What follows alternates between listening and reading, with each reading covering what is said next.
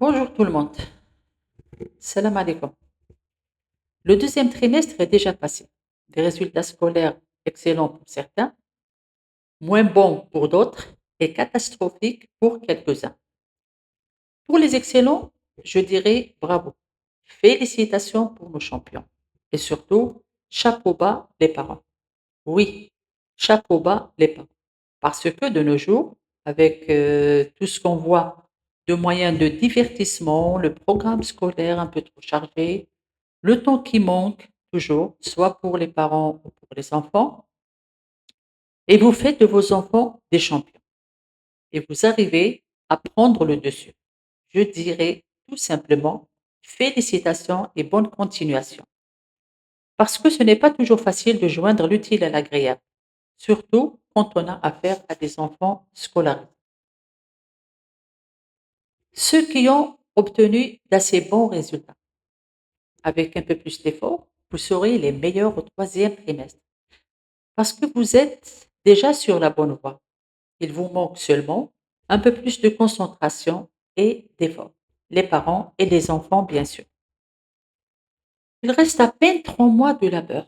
3 mois où on doit travailler plus, laisser de côté les mauvaises habitudes comme le téléphone, les retards à l'école, les mauvaises fréquentations, le manque de concentration, etc. Les parents, faites de vos enfants votre seule et unique priorité pour à peine 3 mois. Accompagnez-les jour et nuit. Donnez de votre temps. Laissez un peu vos rendez-vous, les sorties avec les copains, l'ordinateur, la télévision et le reste, pour ne pas arriver à la fameuse phrase j'aurais dû ou j'aurais pu. Car vos enfants ne sont pas loin. Ils arriveront, Inch'Allah, avec votre présence et surtout votre soutien. Après ça, vous aurez toutes les grandes vacances pour faire la fête. Et là, on arrive à nos enfants, à nos élèves qui ont eu de mauvais résultats scolaires au premier et au deuxième trimestre. Je dirais tout simplement, c'est triste, c'est vraiment triste.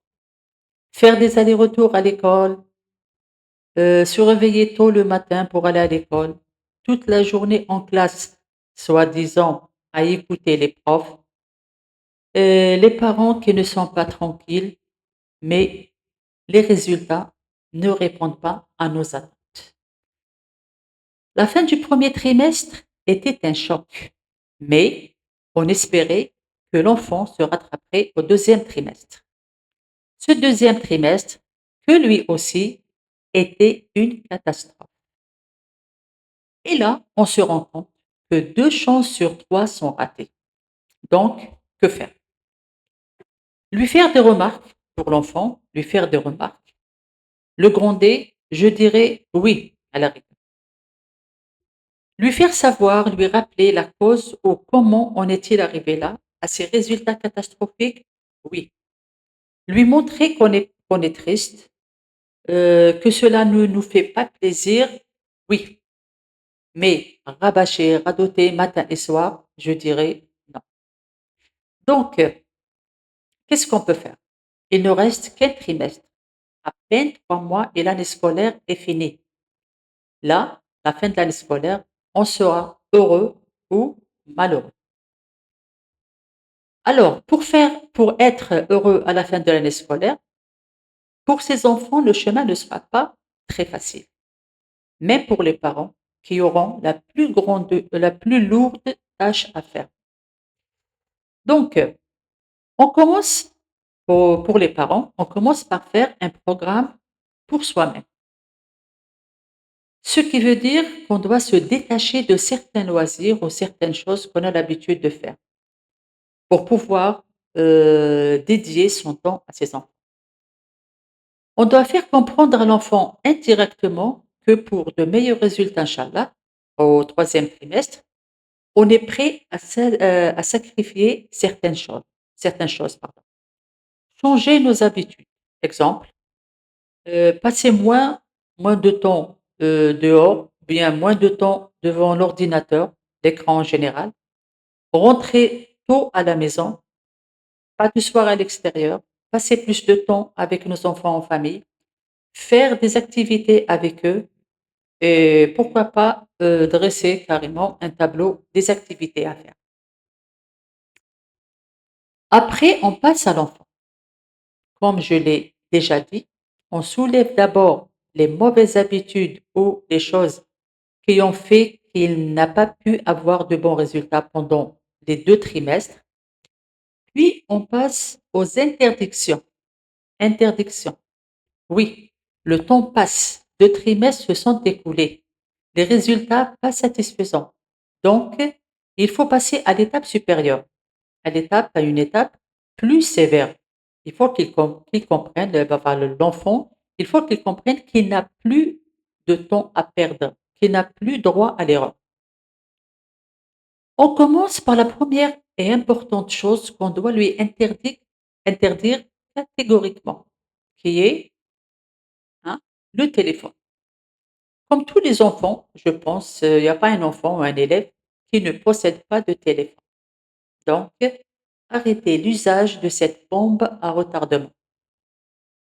Tout simplement, on prend le téléphone, on le range, ou c'est lui-même qui le range quelque part, là où vous ordonnez, là où vous voulez, dans l'armoire ou ailleurs, ce qui veut dire zéro téléphone pour le reste de l'année scolaire, tant que les résultats sont insatisfaisants.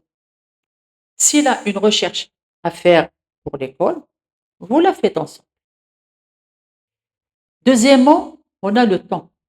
Vous fixez l'heure du coucher, l'heure du réveil, l'heure des révisions, l'heure ou le temps qu'il doit passer au jeu.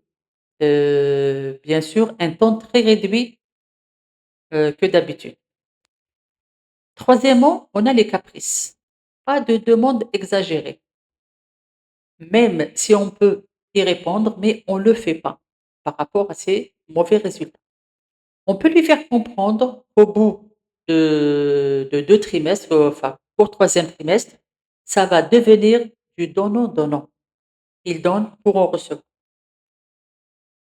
Bien sûr, s'il commence à se redresser, à avoir de meilleures notes, à bien suivre en classe, à mieux se comporter à la maison, à l'école, dehors, on peut lui montrer notre reconnaissance, qu'on est content de lui, en le récompensant par un livre, par une sortie, une promenade, un beau livre qu'on lira tous ensemble, pourquoi pas, par un CD, un film éducatif qu'on verra toujours ensemble, en débattant le déroulement de l'histoire et le ramener à comprendre lui-même la moralité de l'histoire. Passez plus de temps avec votre enfant, il fera de son mieux pour vous faire plaisir. Quatrièmement, on a la télévision. Le fait d'avoir une télévision dans la chambre d'un enfant, pour moi, est une erreur monumentale et un acte irréfléchi. Pour certains parents, placer une télévision dans la chambre des enfants, c'est faire preuve d'amour. Au contraire, vous leur fermez la porte de la famille, des principes, du respect, de l'amour parental et fraternel. Vous les poussez à se couper de la famille et vivre seuls. Donc, pas de télévision dans la chambre des enfants. S'il y a quelque chose à voir à la télévision, on le voit tous ensemble. Cinquièmement, on a les révisions. Accompagnez votre enfant dans ses révisions. Révisez avec lui. Bon, je ne le conseille pas toujours, mais pour un enfant qui a raté 2 trimestres, oui, on doit revoir ensemble toutes les leçons, lui faire comprendre et apprendre ce qu'il a raté. Sixièmement, c'est être au contact avec son école. Accompagnez votre enfant à l'école de temps en temps. Ne le laissez pas seul. Il faut qu'il sache que vous êtes au contact, euh, que vous êtes au courant de tout ce qui se passe à l'école, que vous êtes au contact quotidien avec son école, les profs et l'administration. Essayez de voir et de parler avec ses profs en sa présence devant lui. Comme ça, il ne pourra ni mentir, ni vous cacher quoi que ce soit à l'avenir. Dans une vidéo du 30 janvier 2025, j'ai parlé de comment trouver l'équilibre entre fermeté, bienveillance et communication parents-enfants. Mais là, vu le peu de temps qui reste pour l'année scolaire, je dirais que la fermeté s'impose. La fermeté s'impose. Sur ce, je vous dis au revoir et la liqa, Inch'Allah.